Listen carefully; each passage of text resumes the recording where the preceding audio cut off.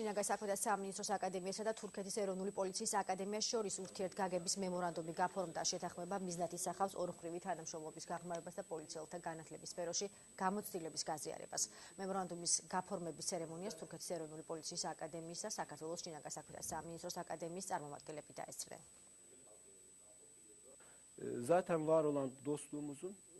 ჩვენ დღეს ხელი მოვაწერეთ ურთიერთთანამშრომლობის მემორანდუმს. ვიმედოვნებ, რომ ეს მემორანდუმი ხელს შეუწყობს ჩვენს აკადემიებს შორის ურთიერთობის კიდევ უფრო გაღრმავებას, განსაკუთრებით კი კიბერდანაშაულის, ნარკოდანაშაულის, საერთაშორისო დანაშაულის წინააღმდეგ ბრძოლის თემებზე კვლევების გაცნობასა და ორივე მხარის მიერ დაგროვებული გამოცდილების გაზიარებას. დარწმუნებული ვარ, რომ ქაღალდზე დატანილი ხელმოწერების მიღმა ნამდვილი და მჭიდრო თანამშრომლობა გველის.